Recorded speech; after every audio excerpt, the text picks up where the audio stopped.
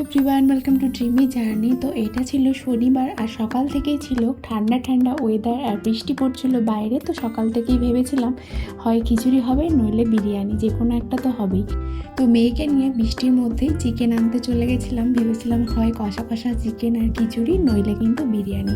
তারপর ভাবলাম বিরিয়ানিটা অনেকদিন খাওয়াও হয়নি, বেশ বিরিয়ানি খেতেও ইচ্ছা করছে, তো বিরিয়ানিটাই করা যাক। তো মাংস দোকানে গিয়ে যথারীতি বিরিয়ানির মতোই পিস করে আনলাম চিকেনগুলো আর কি।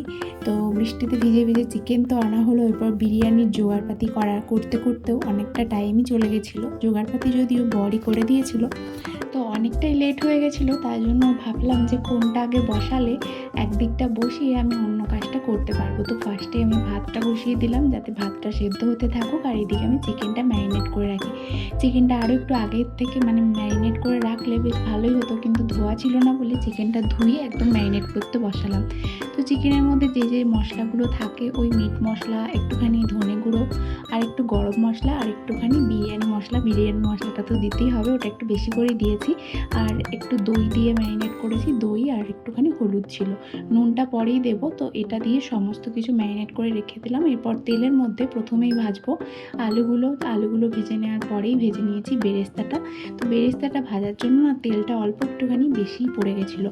আর যেহেতু আমি এই চিকেন ম্যারিনেটের সময় ওইখানে একটুখানি সরষের তেল দিয়েছিলাম ম্যারিনেটের জায়গায়, তো সেই কারণে একটুখানি চিকেনের মধ্যে তেলটা আমার একটু বেশিই লেগেছে। তো আমরা একটু তেলটা কম করেই খাই, কিন্তু মাঝে মাঝে কিছু করার যায় না, মানে দেখেও আর কি বোঝা যায় না যে তেলটা বেশি হয়ে যাবে না কম হয়ে যাবে। তো মাঝে মাঝে বেশিই হয়ে যায়, আবার কম তেল দিয়ে বেরেস্তা না ঠিকঠাক ভাজা হয় না, মানে আমার তো হয় না, জানি না সবার কি হয়, তবে আমার ঠিকঠাক ভাজা হয় না। তো তারপরে এই চিকেনটা যখন একটুখানি হয়ে এসেছে তার উপর দিয়ে ভাতটা দিয়ে তারপরে বেরেস্তাগুলো ছড়িয়ে দিয়েছি, আর একটা কাঁচা লঙ্কা দিয়েছি, আর কিন্তু অল্প চিনি ছড়িয়ে দিয়েছিলাম, আর একটুখানি ঘি ছড়িয়ে দিয়েছিলাম। তো তারপরে দমে বসিয়ে দিয়ে তারপরে আমরা চলে গেছিলাম স্নানে। আর আসার পরেই কিন্তু আর প্রচণ্ড খিদে পেয়ে গেছিলো। এক তো সকাল থেকে ভেবেই খিদে পেয়ে গেছিলো, তারপরে স্নান করে এসে আর চোখে কানে দেখা যাচ্ছিলো না, মনে হচ্ছিলো কতক্ষণে গিয়ে খাবো, এত লোভনীয় জিনিস। তারপরে প্রচণ্ড পেটের মধ্যে খিদে পেয়ে গেছিলো, কিন্তু যখন আমরা খেয়েছিলাম তখন কিন্তু রোদ বেরিয়ে গেছিলো। তো যাই হোক, বিরিয়ানি তো ভালোই খাওয়া হয়েছে। আবার রাত্রেবেলায় হজম হতে না হতেই রাত্রেবেলায় যখন জিজ্ঞেস করলাম যে কী খাওয়া হবে, আমি তো ভেবেছিলাম আজকে মুড়ি খেয়ে নেবো। তো তারপরে ভাবলাম সকালে যেহেতু বিরিয়ানি খাওয়া হয়েছে, তো তারপরে মেয়ে বায়না শুরু করে দিল যে আমাকে চাউমিন করে দিতেই হবে। তো সব দিন ওর বায়না মেটাই না, কিন্তু কিছু কিছু দিন ওর বায়না মেটাই। যেহেতু পরের দিন ছুটি আছে, তাই জন্য ভাবলাম ঠিক আছে হালকা করে চাউমিন বানিয়েই ফেলি। তো ও বারবার বলছিল যে বেশি চাউমিন আমি খাবো না, অল্প একটুখানি চাউমিন খাবো, আর অল্প একটুখানি যে বিরিয়ানি বেঁচে রয়েছে সেটা খাবো। আচ্ছা বলুন তো, 3 জনের মধ্যে একজনের জন্য আলাদা হবে, আবার বাকি 2 জনের জন্য আলাদা আলাদা রান্না হবে। তো চাউমিন যখন হচ্ছে বেশি করেই হোক, তাহলে সবাই মিলেই খাওয়া হয়ে যাবে, একটু হালকা করেই বানাবো। তো আজকে শুধু পেঁয়াজ আর ডিম দিয়েই বানাবো, বেশি কিছু সবজিপাতি কাটিনি, কেননা বেশি সবজি দিয়ে খেতে আর ইচ্ছেও করছিল না, আর কাটার মতো এনার্জিও ছিল না।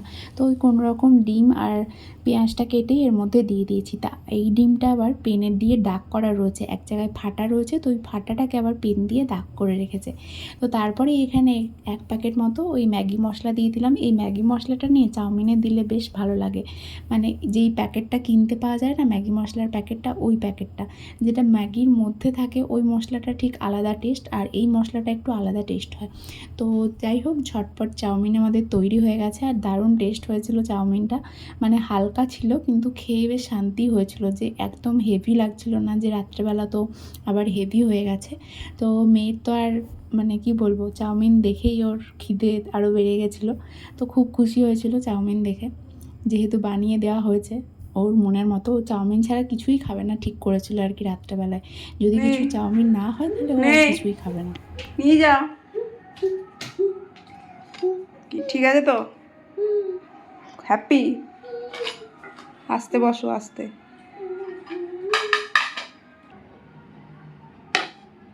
খেয়ে দেখো কেমন হয়েছে।